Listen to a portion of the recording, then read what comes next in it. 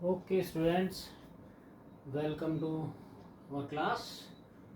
हम चल रहे हैं यूनिट 5 कोऑर्डिनेट कंपाउंड्स पर।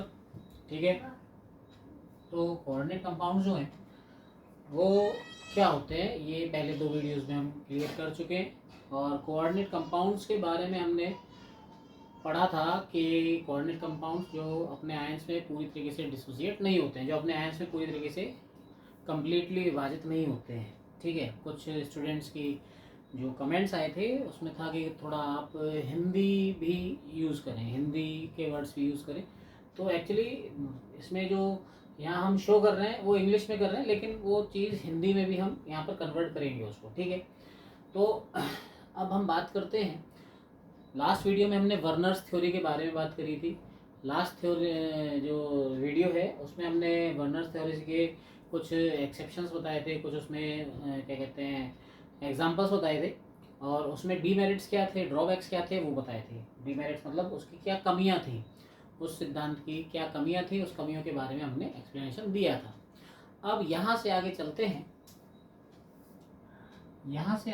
हैं, हम types of coordinate compounds. Types of coordinate compounds, इसका मतलब है, देखिए कोऑर्डिनेट कंपाउंड को हिंदी में कहते हैं उपसय संयोजी यौगिक, और यहाँ पर इसका मतलब हुआ उपसय संयोजी यौगिकों के प्रकार। ठीक, तो टाइप्स ऑफ कोऑर्डिनेट कंपाउंड्स का मतलब है उपसय संयोजी यौगिकों के प्रकार। कितने टाइप्स के होते हैं, तो देखिए एक जनरल सी कैरेक्टर मैंने आपको जो बताया था कि जनरल कैरेक्टर क्या बताया था कि जो कोऑर्डिनेट कंपाउंड्स होंगे उसमें मेनली, कोऑर्डिनेट कंपाउंड्स में मेनली जो बना होगा उसमें कैटायन होंगे और एनायन होंगे, यानी इनका कॉम्बिनेशन हमेशा क्या होगा, कैटायन प्लस एनायन। अब ये जो कंपाउंड्स हैं दीज बिहेव्स लाइक सॉल्ट, और सॉल्ट में कैटायन और एनायन दोनों होते हैं।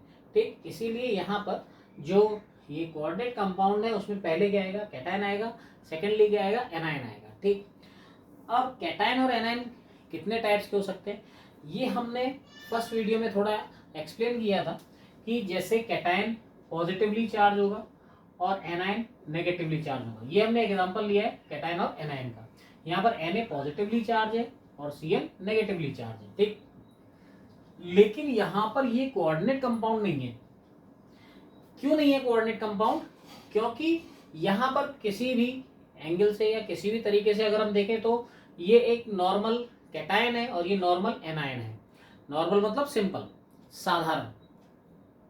यहाँ पर कहीं भी कोऑर्डिनेट बॉन्ड का फॉर्मेशन हमको दिखाई नहीं दे रहा है, इसीलिए यहाँ पर ये कैटायन और ये एनायन मिलकर के केवल क्या बनाएगा, सॉल्ट बनाएगा। इसे हम सिंपल सॉल्ट या कॉमन सॉल्ट कहते हैं। ठीक, अब यहीं पर ये कैटायन और एनायन ये कॉम्प्लेक्स हो जाए। कॉम्प्लेक्स का मतलब है कि यहाँ पर एक ऐसा ग्रुप आ जाए जिसमें कोऑर्डिनेट बॉन्ड हो, तो इनमें से कंडीशन क्या क्या है, इनमें कोऑर्डिनेट कंपाउंड बनने की कंडीशन क्या है भाई, सिंपल सॉल्ट है उसमें भी क्या होगा, कैटायन होगा एनायन होगा, और कोऑर्डिनेट कंपाउंड होगा उसमें भी क्या होगा, कैटायन होगा एनायन होगा। तो दोनों में ही कैटायन एनायन होते हैं। अब सिंपल सॉल्ट में ये दोनों कैटायन और एनायन यानी धनायन और ऋणायन, कैटायन को धनायन कहते हैं, एनायन को ऋणायन कहते हैं। ठीक, तो सिंपल सॉल्ट जो होगा उसमें धनायन और ऋणायन दोनों ही सिंपल होंगे, साधारण होंगे। मतलब क्या है, उसमें कोई भी ऐसा ग्रुप नहीं होगा जहां पर कोऑर्डिनेट बॉन्ड बन रहा हो। यहां पर आप देखो सोडियम आयन और क्लोराइड आयन है, तो ये सिंपल कैटायन है, ये सिंपल एनायन है, तो यहां पर जो सॉल्ट बनेगा वो सिंपल बनेगा। अब कॉम्प्लेक्स का होना जरूरी है, यानी चाहे कैटायन हो या एनायन हो, पॉसिबिलिटीज क्या क्या बनेंगी इन कैटायन और एनायन के कॉम्बिनेशन से कोऑर्डिनेट कंपाउंड बनने की, उसको यहां पर हम देखते हैं। फर्स्ट यहां पर कैटायन और एनायन लिख लेते हैं हम, तो कैटायन और एनायन हमने यहां पर लिख लिया। ठीक, अब शर्त क्या लगा रहे हैं हम यहां पर कि कोऑर्डिनेट कंपाउंड कब बनेगा। कोऑर्डिनेट कंपाउंड तब बनेगा जब कैटायन या एनायन इनमें से कोई एक क्या हो, कॉम्प्लेक्स हो। यहां पर दोनों क्या है, सिंपल है, तो ये कोऑर्डिनेट कंपाउंड नहीं है। कोऑर्डिनेट कब बनेगा, जब अब पॉसिबिलिटीज लगाते हैं कि क्या क्या पॉसिबिलिटीज हैं, संभावनाएं हैं कि यहाँ पर कैटायन और एनायन मिलकर के क्या होना है, कोऑर्डिनेट कंपाउंड। उसकी शर्त क्या है कि उनमें से एक क्या होना चाहिए, कम से कम एक क्या होना चाहिए, कम से कम एक होना चाहिए कॉम्प्लेक्स आयन, चाहे कैटायन कॉम्प्लेक्स हो या एनायन, यानी धनायन कॉम्प्लेक्स हो या ऋणायन कॉम्प्लेक्स हो, दोनों में से कोई एक कॉम्प्लेक्स हो या दोनों कॉम्प्लेक्स हो। तो टोटल कितनी पोजिशंस, कितनी पॉसिबिलिटीज यहाँ बन रही हैं, 3 पॉसिबिलिटीज बनेगी। सोच लीजिए आप कि अगर हमारे पास कैटायन सिंपल है, यानी दोनों में से एक सिंपल है एक कॉम्प्लेक्स है, तो भी क्या बनेगा, कोऑर्डिनेट बनेगा, यानी यहाँ पर ये कॉम्प्लेक्स।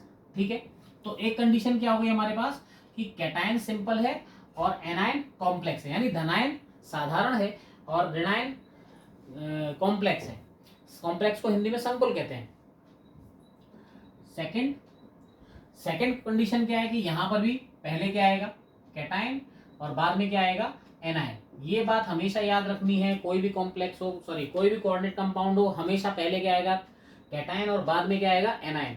ठीक, अब यहाँ पर कंडीशन क्या हो गई, कैटायन यहाँ भी, कैटायन यहाँ भी, एनायन यहाँ भी, एनायन यहाँ भी। क्या चेंज करना है हमको यहाँ पर, यहाँ हमको इन दोनों को चेंज कर देना है, क्रॉस ओवर कर देना है, यानी अब यहाँ पर कैटायन कैसा हो जाएगा हमारा, यहाँ कैटायन हो जाएगा हमारा कॉम्प्लेक्स, और ये सिंपल क्या हो जाएगा यहाँ पर, एनायन। ठीक है, अभी इनके एग्जांपल से देखेंगे। तो अब कैटायन यहाँ पर क्या हो गया, कॉम्प्लेक्स, और एनायन क्या हो गया, सिंपल। ये भी क्या बनेगा, कोऑर्डिनेट कंपाउंड बनेगा, उपसंयोजी यौगिक बनेगा।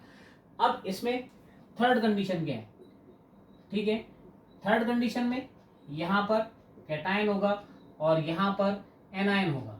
ठीक, अब कैटायन एनायन, ठीक है, यहाँ आप देखिए तीनों में हमें पहले कौन आ रहा है, कैटायन, और बाद में कौन आ रहा है, एनायन। अब वो कैटायन हमारा कैसा हो सकता है, सिंपल भी हो सकता है और क्या हो सकता है, कॉम्प्लेक्स भी हो सकता है।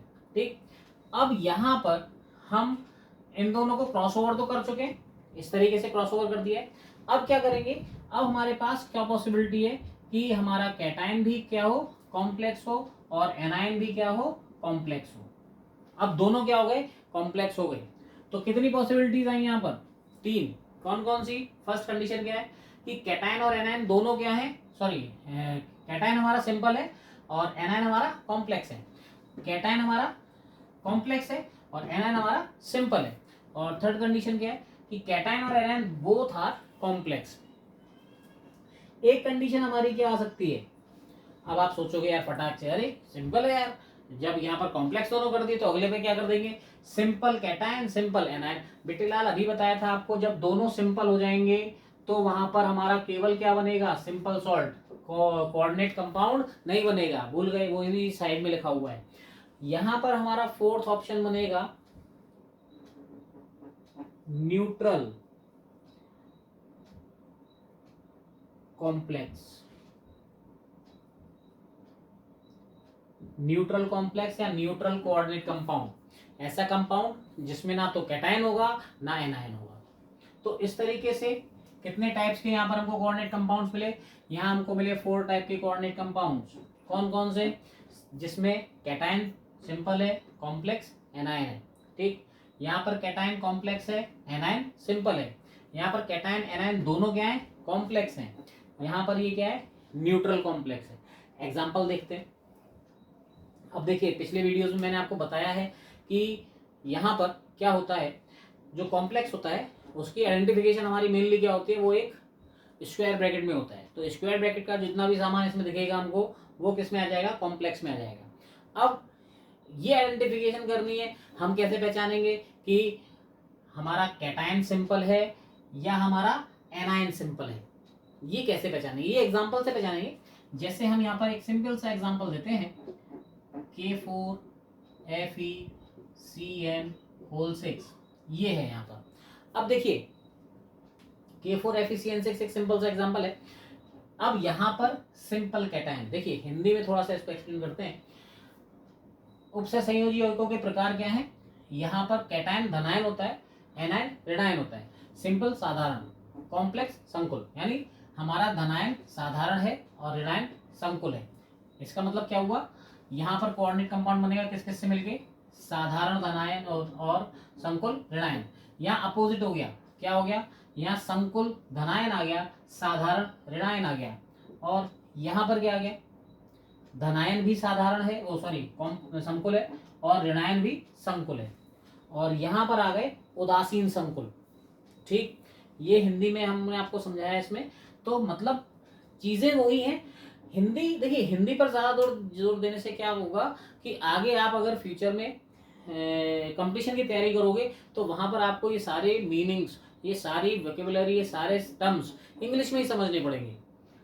फर्दर आगे हायर एजुकेशन में भी आप ये सब चीजें जब पढ़ोगे, साइंस स्ट्रीम में आगे बढ़ोगे, तो वहां पर आपको इंग्लिश में ही स्टडी करनी है। इसीलिए रिक्वेस्ट है कि आदत डालिए इंग्लिश में पढ़ने की। मैं सारी चीजें आपको थ्रू आउट हिंदी में समझा रहा हूँ, बस टर्मिनोलॉजी जो है वो इंग्लिश की है। अब उस इंग्लिश को आप समझने की कोशिश करोगे तो दिक्कत नहीं आएगी, आप समझ सकते हो, बहुत इजीली समझ सकते हो। ठीक है, थोड़ी कोशिश कीजिए, धीमे धीमे हैबिट बनेगी। मैं भी अपने आप को थोड़ा बता रहा हूँ कि हिंदी में बोलने की कोशिश करूंगा, समझाने की कोशिश करूंगा, बट इतना बड़ा वीडियो नहीं बन सकता कि बहुत सब चीज़ें एक्सप्लेन हो जाएं।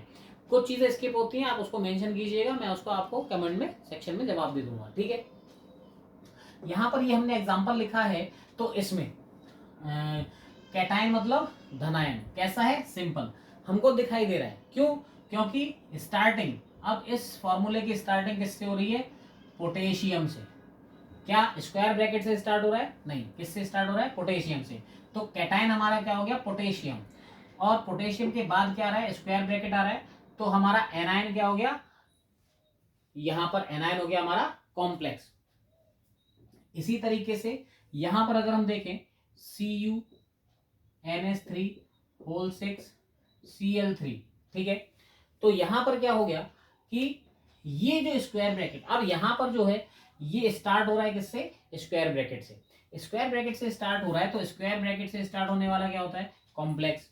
यानी कि यहां पर अब स्क्वायर ब्रैकेट से स्टार्ट हो रहा है तो हमारा कैटायन कैसा है, कॉम्प्लेक्स, और लास्ट में क्या लिखा है, Cl3, तो ये कैसा एनायन हो गया, ये सिंपल एनायन हो गया। ठीक है, तो यहां पर ये आइडेंटिफिकेशन हमारा है, इसको हम आगे डिसोसिएट करेंगे तो अपने आप हमको यहाँ पर इनके ग्रुप्स मिल जाएंगे। यहाँ पर ये इस तरीके से K मिलेगा और FeCN6 मिलेगा। यहाँ पर जो 4 लिखा हुआ है ये इस पर नेगेटिव चार्ज है 4। यहाँ पर 1 लिखा हुआ है, ये पोटेशियम का 1 चार्ज है। पिछले वीडियो में इनके बारे में पूरा एक्सप्लेन कर चुका हूं मैं, आप जाकर देख सकते हो। ठीक है, वे बैलेंस कर देंगे तो 4K पॉजिटिव आ जाएगा यहाँ पर। इसी तरीके से इसको डिसोसिएट करेंगे तो ये ग्रुप अकेला रहेगा, स्क्वायर ब्रैकेट जो है वो यहाँ पर अकेला रहेगा, CuNH3 whole 6 and plus Cl। हमने चार्ज नहीं लगाया, चार्ज यहाँ से कैलकुलेट कर लेंगे। कैसे कैलकुलेट कर लेंगे, यहाँ पर स्क्वायर ब्रैकेट के बाहर कितना नंबर है, 1, तो यहाँ पर जो नंबर है वो इस क्लोराइड का चार्ज होगा माइनस, और इस पर कितने लगा हुआ है, कितना नंबर लिखा हुआ है, 3। ये 3 जो है ये चार्ज है किसका, इसके ऊपर पॉजिटिव, तो इस पर कितने पॉजिटिव आ जाएंगे, 3 positive.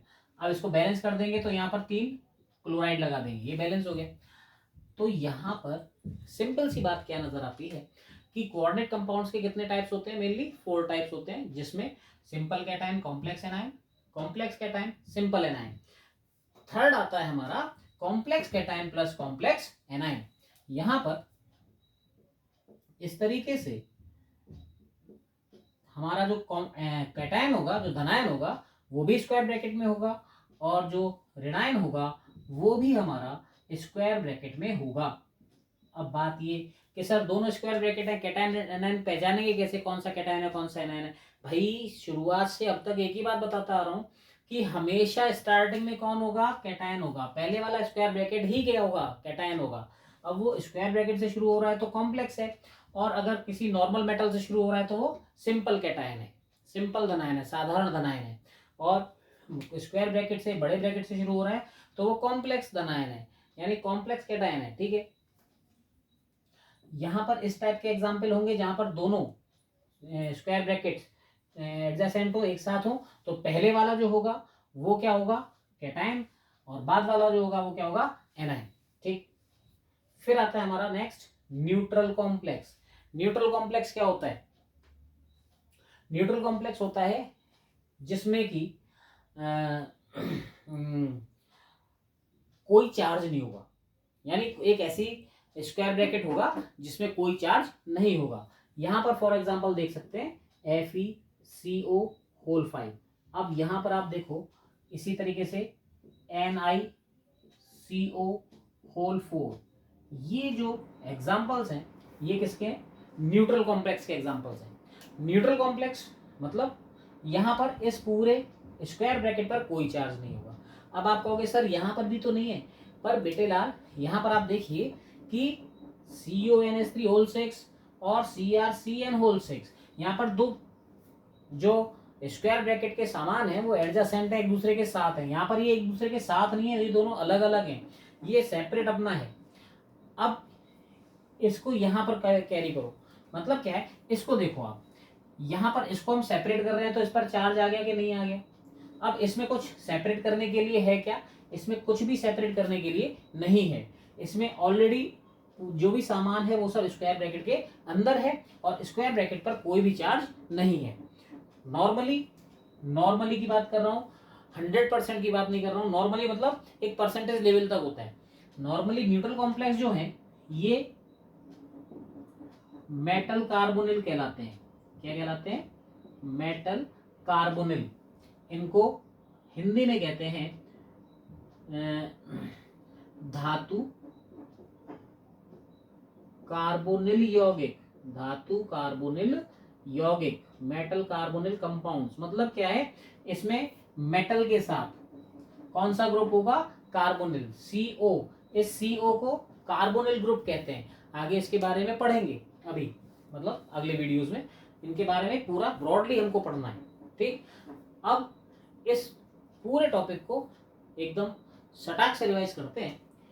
Types of coordinate compounds का मतलब क्या हुआ कि कोऑर्डिनेट कंपाउंड्स कितने टाइप के हो सकते हैं, ये पॉसिबिलिटीज यहाँ पर हमको शो करनी है।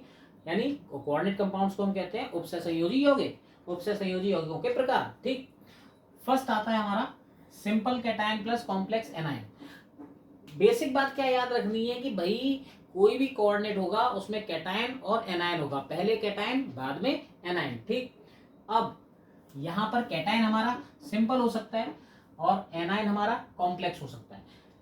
कोऑर्डिनेट होने के लिए किसी एक आयन का कॉम्प्लेक्स होना जरूरी है 100% इसका मतलब क्या है कि यहाँ पर अगर ये डिसोसिएट होगा तो यहाँ पर हमको ये एनायन कैसा मिला? कॉम्प्लेक्स।